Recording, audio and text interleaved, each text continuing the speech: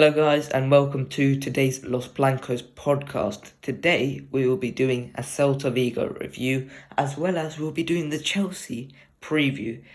By the way, just a disclaimer, we've got a new episode of the World Cup podcast, a new series on the channel. It will be coming out tomorrow, so stay tuned for that. I can't wait to do that. It's been something I've been wanting to do for quite a while, so stay tuned for that, and let's get right into today's podcast.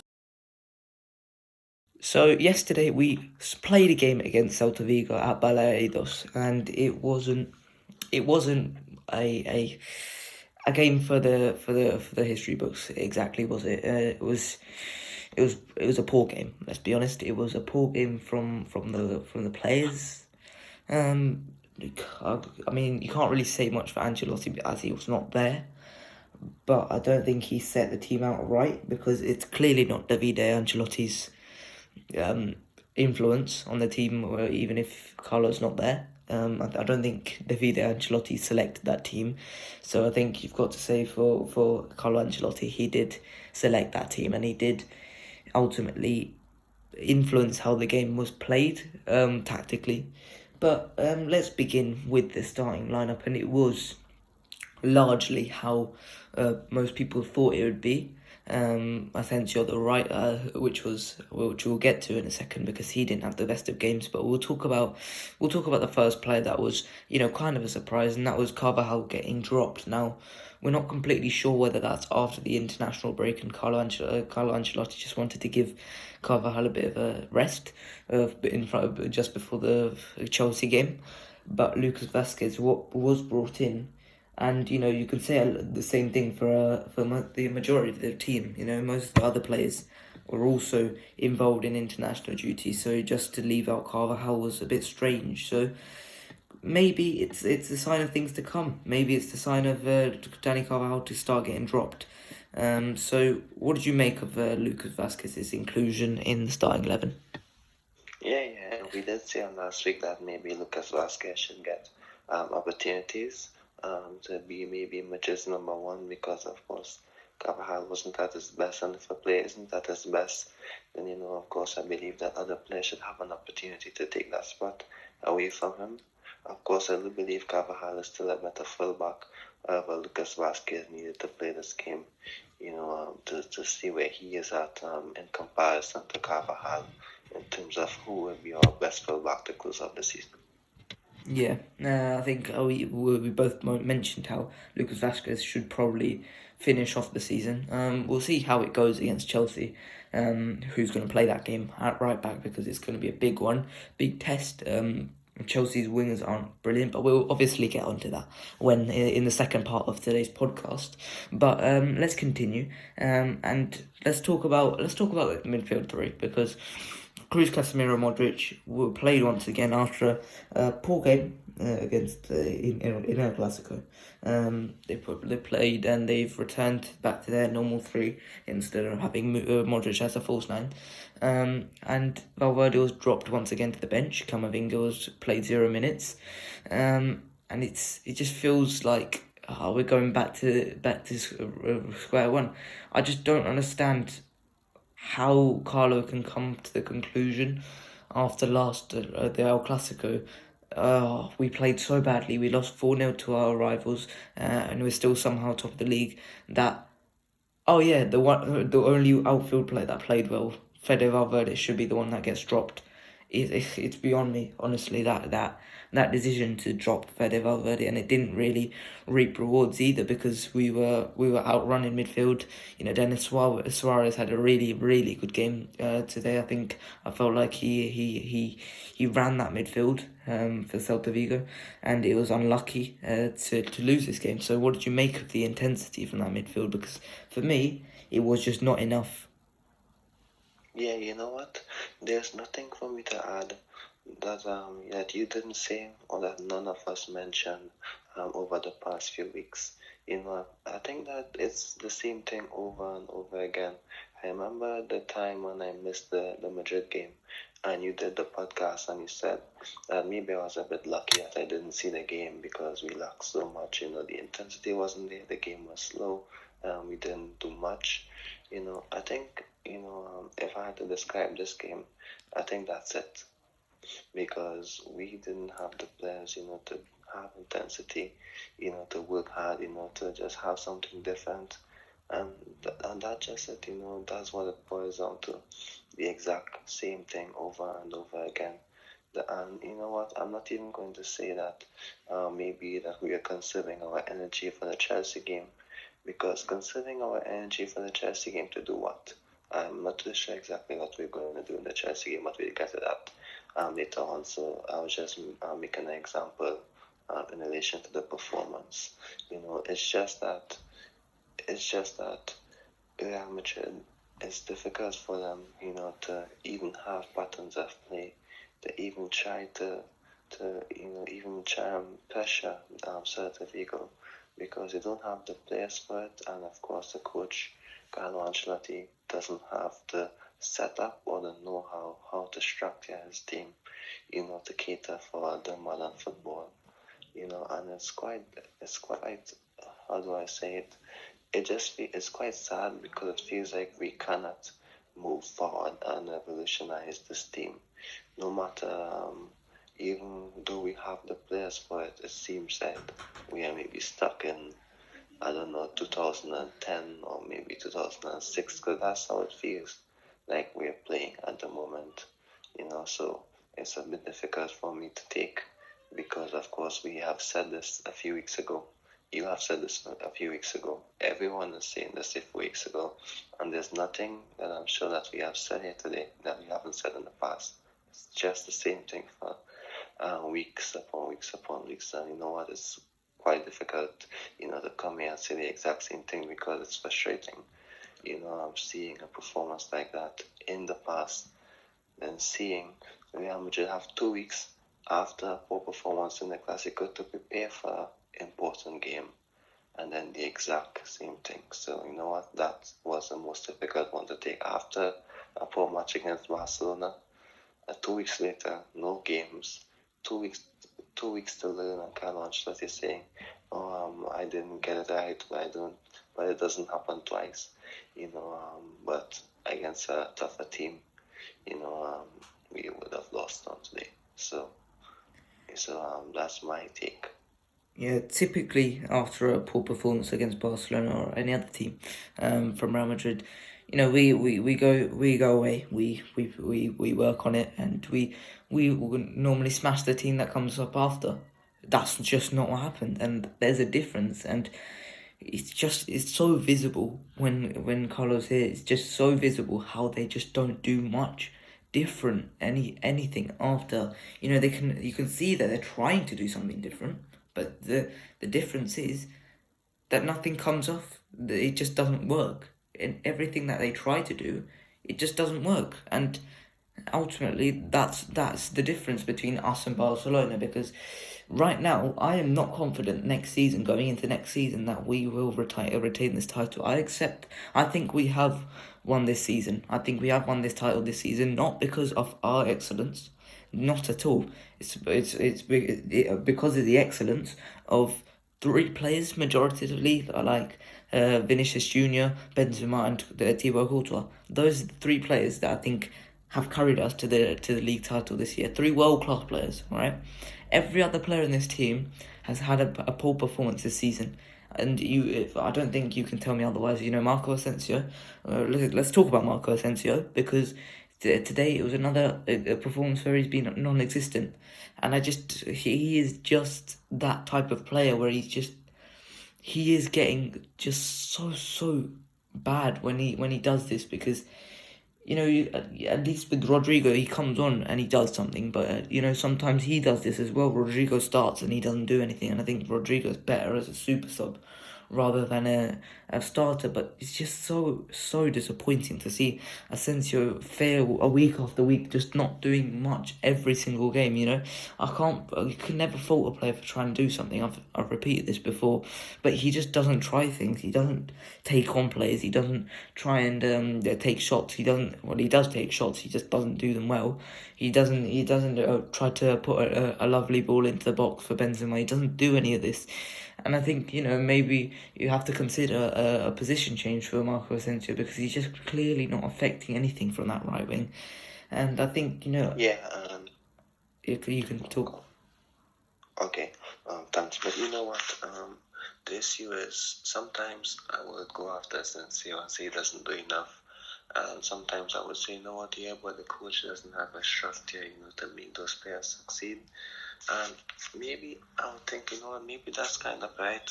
I don't think that neither Zidane nor Ancelotti is the best in terms of tactically. I think they're both good tactically, but I don't think that they have the best of setup. So maybe that's why we haven't seen Asensio at his best. I'm just making an excuse for him at the moment, but however, that could be a valid excuse for him. However, in terms of the performances, like you said, he wasn't at his best. And so many of our players, except for Vinicius, Courtois, Benzema, isn't at their best this season. A lot of them are struggling, and Militao and Alaba have been great as well. A lot of them are struggling, but yes, like we just said time and time again, it's the same lineup. There's nothing innovative. He is pretty much just tossed away the academy players to the side. They're not even getting called up to a game to even be on the bench. Valverde, who should have been starting, I understand he didn't start today because he just played 180 minutes for his country over the past week. But Camavinga on the bench for the entire match when the team is struggling. I just cannot believe it, to be honest. And I didn't have had a look at I can't remember where I found this, but I do read a few of articles from many different websites. But it basically said when Casemiro has a bad game, he would start the next game. When Camavinga has a bad game, he's hooked at halftime, then he misses the next two games, then comes on then comes on for 20 minutes for the next three games combined. And that's frustrating if I'm being honest. And that's on the manager. And it's not that he's blanking these young players and the team is shining and they know what they're doing. He's blanking them and the team doesn't have an idea what they're doing on the field, in my opinion. And it's just a bit disappointing because I've always been really calm and said that, you know what, Carlo Ancelotti, you know what, he deserves, to stay a bit and maybe try and sort this out, but it's clear he cannot sort this out. And you might think that I'm just being so pessimistic and complaining because we are out top of the league, at this time, by 10 plus points, I think. I didn't even check the table because I was so upset about the result. But I know it's maybe a decent gap for now.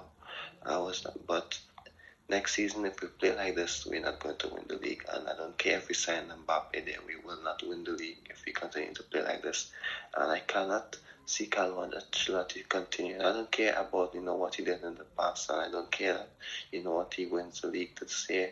And it's going to be difficult to sack him, and it's not going to be a good look. The truth is, if we don't sack him, we're going to have to sack him sometime next season because he cannot set up the team to play football, to dominate games and, to constantly dominate opponents. He cannot do that. And you know what? If he can't do it, that's okay.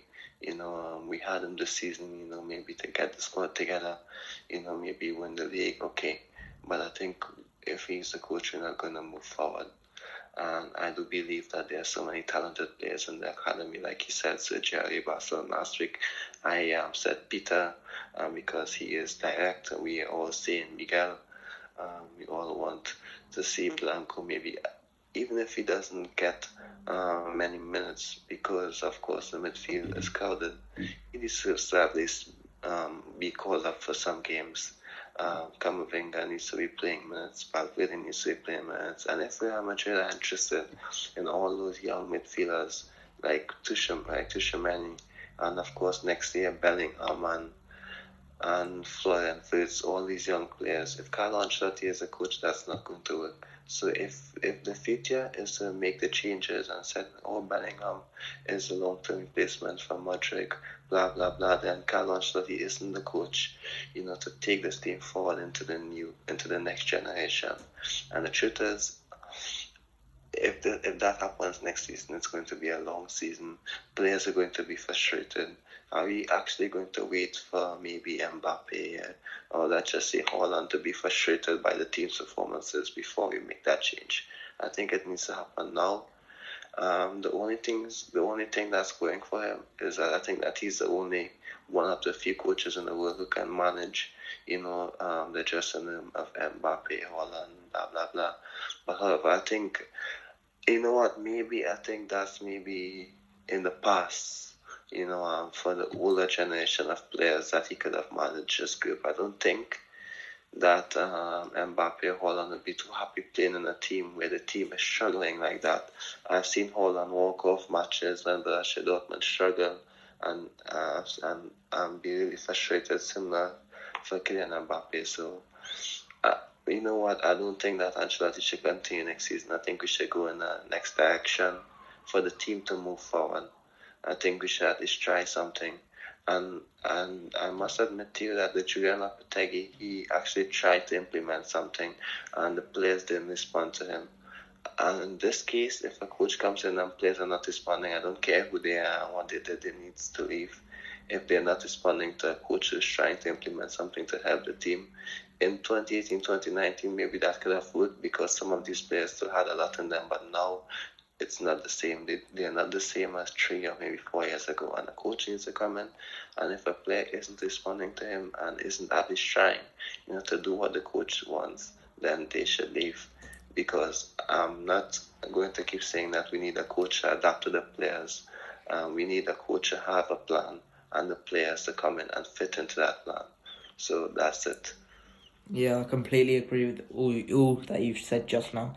I mean, Carlo Ancelotti just does not have a plan, and at Real Madrid, winning is just, you can see that satisfies Florentino Perez enough to keep him there. It's pretty clear to see that. I probably think that Florentino just doesn't watch the games and he just sees the results and he says 2-1 win against Celta Vigo 1 week, that's fine, 3-0 win against Mallorca, but he actually doesn't see what's going on in those games. That 3-0 win against Mallorca, it's a couple of weeks ago, 3 weeks ago now. It was an absolute labour of a performance. They should have scored first, Mallorca. They just didn't take their chances, and we ended up just getting three goals out of nothing, and that covers up for the performance each and every week. I don't care if it's Jose Mourinho comes in and he puts in a rubbish style of play. I don't care, right? You just need a manager to come in and bring in a style of play, a definite style of play, and stick to that style of play. If the style of play doesn't work and we don't get the results, fair enough, fine, that's enough. Sack him. But you've got to stick to one idea and go through it. When we're gonna play against Chelsea midweek on Wednesday, I bet you in that dressing room, all he does, he gets a bag and he picks through them. He puts little pieces of paper with a tactical style on each piece of paper, and he picks one out, and it's just a lucky dip. Oh, we're playing part of the bus today. Oh, we're playing pressing today. That's what Carlo Ancelotti does each and every game. He chooses something different, and I just don't know why. You just pick one and stick to that idea, because that's how a team it becomes great. These type of managers, they worked 15 years ago, 20 years ago, when Milan were winning Champions Leagues, but nowadays managers have become more tactically clued up. You can see, in the Premier League, Jurgen Klopp, he's so tactically well drilled for every single manager in world football. He knows what they're going to do. Pep Guardiola adapts to every manager. Tuchel adapts to every manager he plays up against. Tuchel's going to have a bit of a difficult time doing his homework coming up for Wednesday, because he's not going to have an idea what we're going to do. And I don't have an idea. I'm pretty sure you probably won't have an idea what we're going to do on Wednesday. And, I'm not even sure Carlo Ancelotti has an idea what we're going to do on Wednesday. So, yeah, it's really disappointing. Ultimately it is a 2-1 win. And I thought, when it was going to become 2-2, and I think, at that point I was thinking, oh no, maybe we're in a position to bottle this league title, and it wouldn't surprise me if this went down to the wire, because the way we've been playing recently, it doesn't shock me. But yeah, there's nothing more to add on this game really. It's just another disappointment, and I can guess what's going to happen on Wednesday. And we're going to preview that in a second. So, have you got anything else to say about that Celta Vigo game? Well, no, there's nothing else because we touched on most of it, and even if we didn't touch on it, we have touched on it in the past in a lot of other matches where the exact same thing happened. Because it doesn't seem like the team is taking a step forward, even though we thought that they did after the PSG game, and even the Sociedad game. But it seems like no, we didn't. It's the same thing. Camavinga still doesn't play. Most young players still doesn't play. The team, don't have an idea what a clear plan or an idea what the main goal is. So yeah, that's it for me. Yeah. So that's it for this part of the podcast. We'll be moving on to the Chelsea section after this short interval.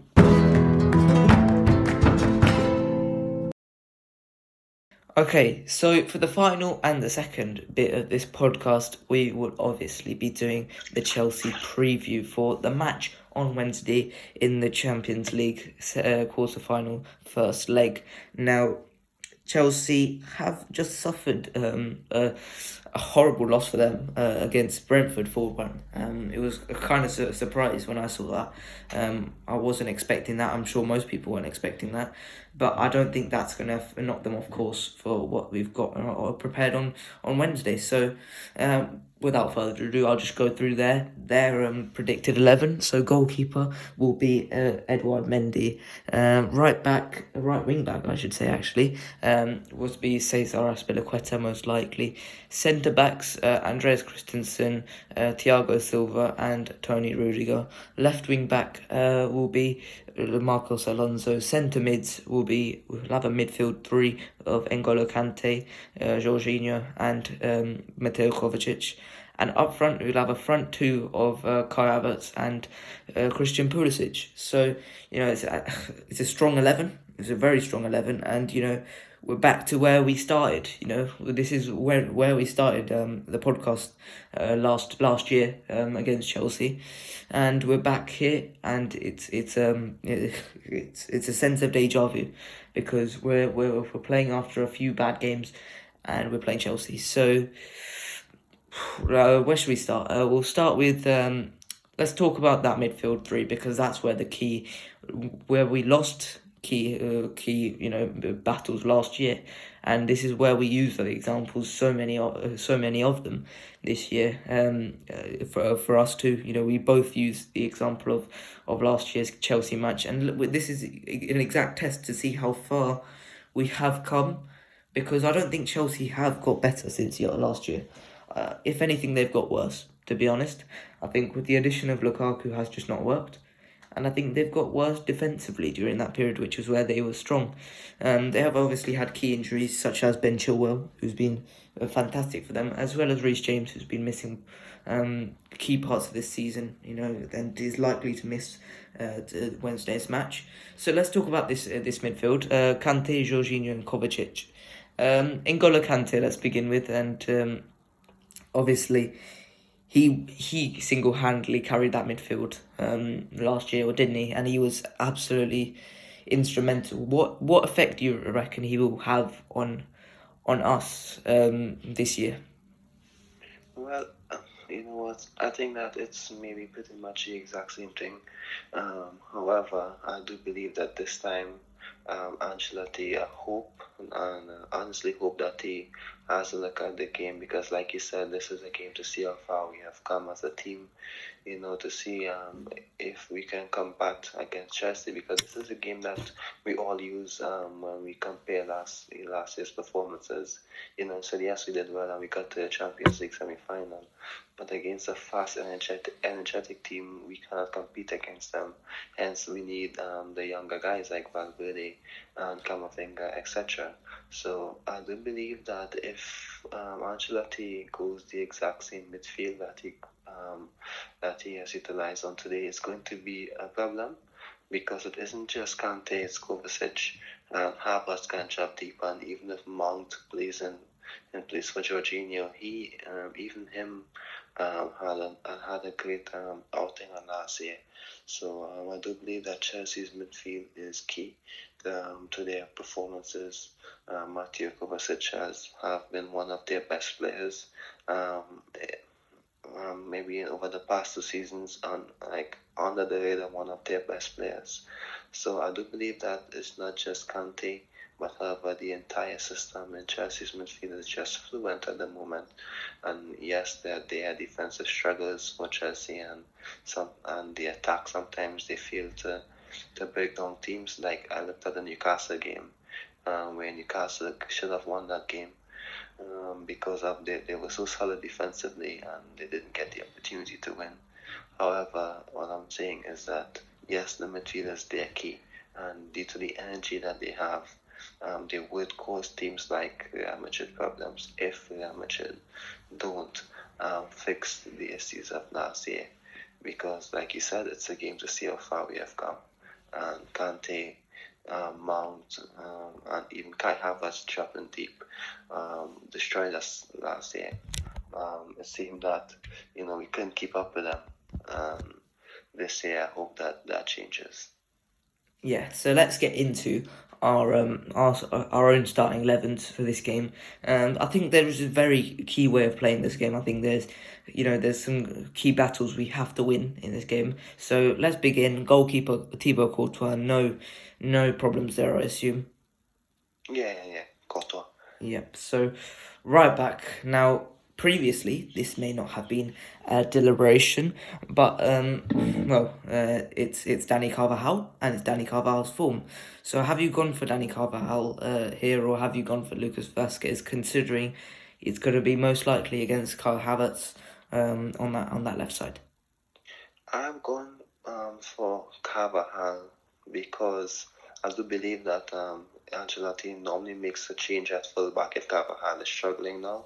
He would make the change a bit quicker. So I've seen it over the past few weeks. When the fullback is struggling, he does make the change. So that's one. I don't think that Chelsea will have a player to directly go at Carvajal. Yes, Pulisic would be there, but I do believe that Pulisic can be easier contained with Militao and Carvajal than a player like, let's say, Kylian Mbappe. So of course I would definitely say Carvajal for this game because of course like they always say, it's a Champions League game and Real Madrid have these players who can perform in the Champions League. But I'd go for Carvajal because I do believe that I do believe that Carvajal has more experience playing these matches. I do believe that Chelsea don't have the players like, for example, PSG had or Barcelona had that can definitely, trouble us in attack. I should say the attack has been a bit flawed this year. So maybe Carvajal can, step up, and this can be a game where he can show that he can still play those games. However, it's not like for me 80-20, it's more like 55-45. So I would have no issue with Lucas starting, but I would just go Carvajal for this one. Yeah, and as you mentioned, that it's not really a direct player here on that left wing against Carvajal, so that will be more useful to him. Obviously Alonso will be bombing down that side as well, because of the left wing back role that Chelsea have. So that's going to be a very very important to note for Chelsea here. I think Carvajal should play this game, but how many more chances is he going to get? He's lucky that we don't really have a right back option, because if we had a player, even semi good like Cesar Azpilicueta on that side, I reckon Azpilicueta would be a much better option than Carvajal for this game. But obviously we don't have that option, and we're going to go for Carvajal's here. So centre backs, Militao and Alaba, I assume, because they are so key to us. Yeah, they are key to us, especially the way we play. I think they have a solid partnership as well. So yeah, they're key and important. Yeah, and I think Alaba would be very, very good in dealing with that false nine in Kai Havertz. I think if Lukaku came on, I think that would be a bit more of a problem with his direct running. But I think with that, I think Alaba would be a very, very key in his organisation to stopping that false nine from succeeding of Chelsea, as well as the fact that Militao is on a second yellow card. He would have a suspension if he gets a yellow card against Chelsea, which is slightly concerning. If we have to play Nacho second leg, and I have a feeling he's going to get that yellow card. There's not much else to say about that centre back. So let's move on. Left back, Ferland Mendy returns, I assume. Yeah, Mandy would have to play this game. I think that when we miss any one of our key starting lineups at the back, it's chaos for Ancelotti, because of course a normal person would maybe incorporate Miguel into the side, but enough on that for now. So we need our starting 11 at fullback, at centre back to play, because when Mendy is missing, we have to maybe shift Alaba or Nacho, and it's clear it's not ideal for the team. Yes, Alaba can play there, but it's not ideal for Real Madrid because we need Alaba at the centre. So Mendy has to play, and he's important in terms of our defense. Yeah, 100% agree. I saw a stat the other day. It was 54 games we have played with Mendy, and I think we've only lost 4 times out of that, which is an absolutely insane record for Ferland Mendy to have. And I think we've lost more than that when he's not in the side. So that just shows how key he is defensively. And even if he is not that good going forward, he is pretty awful going forward. He is just so key in us defensively being sound down that side. And I think if Reece James is playing, he's going to be instrumental to stopping Reece James from succeeding. And Azpilicueta's going to be a problem as well, because Azpilicueta's passing is very, very good as well. So let's move on to that midfield 3 now. I have a concern that he's just going to play Casemiro, Kroos, Modric, which could end up horribly once again. So what have you gone for in that midfield 3? You know what? I wouldn't go for Casemiro, Kroos, Modric. I would go for maybe Casemiro, Modric, and Valverde. However, I do think he might go for the KCM midfield and maybe shove Valverde on the wing, on the right wing. I think that's what he's going to do. But I would go for Valverde, Modric, and Casemiro. Yeah, I've gone for what he will most likely do, which is the KCM in midfield as well as Valverde on the right. I think Valverde needs to play this game 100%. Hopefully, he was just resting him in the Celta game, because if he's not going to start, I don't know what he's doing, because Asensio is just not good. This is one of those games where Asensio will just drift asleep halfway through this game, and Rodrigo will just. I think Rodrigo will be more useful as a super sub, like I mentioned in the Celta games, in the Celta review. So, Valverde will also be pretty key in stopping that, those mazy runs that Rudiger makes throughout the game. He did that yesterday against Brentford, and he scored that banger from so far away. And I think he's going to do something similar, and I think Valverde will be useful in tracking that. And I think he'll cause a bit more of a problem for Marcos Alonso on that side than if Asensio was playing, because let's be honest, Marcos Alonso is not very good defensively. He's very good going forward, but defensively he's quite poor. And I think Valverde could exploit that perhaps, and maybe cause Rudiger to make a few rash decisions, which would be quite useful. So the other two, we already know who they are, so let's talk about their importance in this game. Vinicius and Benzema. Vinicius. Now let's start with Vinicius. How important is he going to be coming up against Azpilicueta and Andreas Christensen?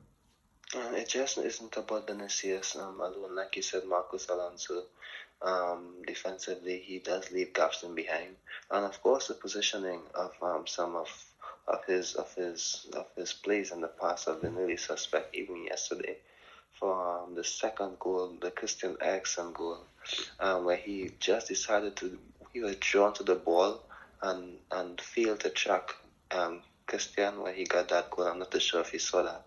But his defense was so poor. I do think that if Vinicius can, exploit the space in behind maybe Thiago Silva and Azpilicueta, or Thiago Silva and Christensen, I think it can really expose Marcos Alonso in the back. To be honest, I think it's a weapon that we can utilize. I think maybe similar to the PSG game where we can try to release Vinicius as soon as possible, and even if he doesn't get the ball, it will cause problems because he is faster than that entire backline. I know Rudiger is really fast, but he's normally on that left channel. So I think we can just use Vinicius to constantly put pressure on the Chelsea backline. If they does move Rudiger to that left hand side, then we should just ship Vinicius to the other side. So I just believe that Vinicius shouldn't just be a left winger, because I'm sure Tuchel will have a look at it and decide to have Rudiger maybe supporting Azpilicueta. In that case, we can just have Vinicius go to the other side. That's why I decided to go for two wingers like Rodrigo and Vinicius, and maybe have Valverde in midfield with Modric and Casemiro, and of course have Rodrigo and Vinicius dropping deep to help out in defensive sequences as well, because I don't think that this game is for Toni Kroos. I know that we said this in the past, but he isn't fast enough to compete. Even Modric can compete, in my opinion. Modric does have intensity to drop his shoulder, compete, make a tackle, as we saw in the PSG game. I don't think Toni can do that. It's not his game. Yes, he's one of the best in terms of passes completed and chance creation on yesterday. However, in terms of the intensity for tomorrow, I'd like to see Valverde start, because Chelsea can, because Chelsea leave gaps in behind, especially on that Marcos Alonso side, and we need players to capitalize. I'd go for two wingers, Rodrigo, Vinicius, and of course Valverde also can help them exploit those spaces. Yeah. Up front, obviously Benzema is going to be key. Just a final word on Vinicius as well. I forgot to say. Vinicius normally struggles the most against, tougher, bigger centre backs, more physical centre backs, players who are more imposing. On that right side, they really don't have any imposing players. Azpilicueta is not imposing, let's be honest, and Andreas Christensen, he's not that type of player, is he? He's quite skinny, Christensen, for a footballer, and especially for a centre back, and he's just a tall and skinny guy, Christensen in overall. So I think Vinicius could just run this guy ragged, because he's not exactly the quickest either. He's a bit of a clunky figure, Andreas Christensen, and Azpilicueta, he's a very good defender and he's very disciplined. He's just not as quick as Vinicius, and I think Vinicius could have a field day if he's released properly and if he connects well with Toni Kroos, because I think this is something that favours him quite a bit if Azpilicueta plays this game instead of Reece James, because ultimately if we've got to take advantage, because Reece James will be playing that second leg, and Reece James is arguably Chelsea's most dangerous player on attack and in defence. So I think he's going to be very, very key, Vinicius Junior, in this game. But let's get back to Benzema, and I think Benzema's absence was felt against Barcelona very, very heavily, more as tactically, because Carlo Ancelotti tried to do stuff that we just couldn't do. So ultimately, I think it's very good that Benzema's back fit, and I think we're ready for this game. I think he's going to be absolutely key, not only just for finishing, but I think we've got to get that ball into Benzema's feet, because that's how we're going to release Vinicius and Valverde or Rodrigo or Asensio, whoever's playing that on the wings. I think he's just going to be absolutely key. So what do you make of Benzema's impact on this game? Yeah, of course, because Benzema is a player who can have Real Madrid in terms of build-up, transition, link-up plays at the edge of the box. He's the only one who can maybe finish something out of nothing. He also helps the team play football, connected midfield to attack. We've seen what he can do. We know what he can do. We know how important he is. When he isn't there, the coach has no option but to try, to change the entire setup of the team, because without him, I don't think there is a clear plan B. So his importance is clear. Let's just say top two players with Courtois, in my opinion, because yes, Vinicius has been amazing this season, but he has dropped off a bit over the past month, so maybe he would be the third most important player, and he would depend more on Benzema now than he did earlier in the season. So because of that, Benzema is making these players better. So we definitely need Benzema to be at his best in order for us to have a good result against Chelsea in the first leg. Yeah. Just a quick word on Edouard Mendy as well. We saw him make a mistake earlier in the game yesterday against Brentford. He is quite error prone sometimes. Edouard Mendy, if you press him high and put pressure on him, because he's not exactly the best ball player, is he? Edouard Mendy, he's not been taught to play like that. He's not exactly a guy who's been on the books of Barcelona for most of his career. He's risen through the pyramid of French football. So I think Edouard Mendy could be quite prone to a mistake. But what I will say is that we just can't lose this first game to how we lost against PSG, because if there's one thing that I can guarantee, is that Chelsea will not gift us 3 goals the way the PSG did. They will not do the same thing that PSG did, in that they just bottle it. Chelsea have not got that mentality. Thomas Tuchel have not put that mentality into his team ultimately. So we've got to make sure that we are still in this game. We go for the game. We need to make sure that we don't try and sit back for 90 minutes. We have to go for this game, and we've got to play well. So have you anything else to say on this Chelsea game, or is that? Yeah, the truth is we have to go for the game, because there are opportunities to win. Even if you look at the Chelsea game yesterday, where they make so much mistakes that led to goals. I don't know if Carlo Ancelotti, has a tactical setup, to set out a team that's going to actually go for the win. So I do think that he's going to look at it and see Chelsea struggling to break down teams as of late, and then decide, to, let's just say, have the team sit deep again, because Chelsea have been struggling in attack to, get past teams like that as of late. So for now, I would just say that it's a bit unclear. Yes, we have to go for the win, but I'm not too sure if he's going to do that, or if he has the capability to do so. But the positive part for us is that even if we go for the win, unlike in the PSG game, where the defense was suspect, they don't have a guy like Kylian Mbappe who's just giving you 100% pressure every time he has the ball. So that's a positive for us, and it makes it easier, to push high up the pitch if you don't have a player like him to think about. So yeah, that's it for me for that Chelsea game. So of course, as of now, because we maybe say we know what to expect or we don't know what to expect, it's a bit confusing to explain. However, let's just hope that we get the win. I do believe that somehow we might be able to edge past Chelsea in this time on the whole. I do believe that we can do that. However, I'm not taking it for granted, but I believe that we can beat Chelsea, and if we do, I'm not saying that we're going to be favourites, but Chelsea has their flaws, so do us, but I do believe that we have the capability to do so. Yeah, ability-wise, I think we're on the same level as Chelsea right now. I think we're just below that upper echelon of teams. You know, Man City, Liverpool, Bayern Munich, and I think Chelsea and us. I think we're just on the pillar below. In terms of ability, not in the way we're playing.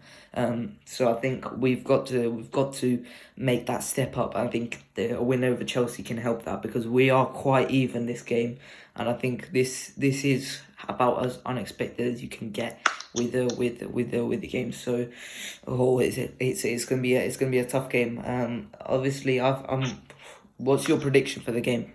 For this game? This is a tough one to predict, but you know what? I would go a 2-1 win for Madrid in Chelsea, in England, in London. I think that we would win 2-1. I think we would just get it done. I'm not going to make a prediction for the final, for the second leg, but I think we'll win the two ties. Not convincingly, but we'll win the two ties.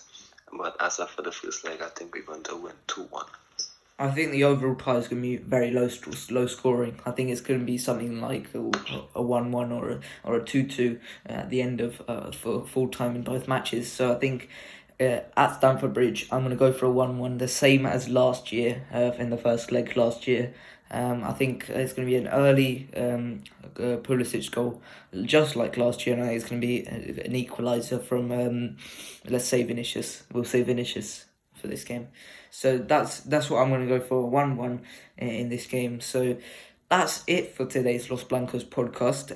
Tomorrow there'll be a video out, a World Cup podcast, a new series out on the channel. That's just going to be me. It's something that I wanted to do for quite a while.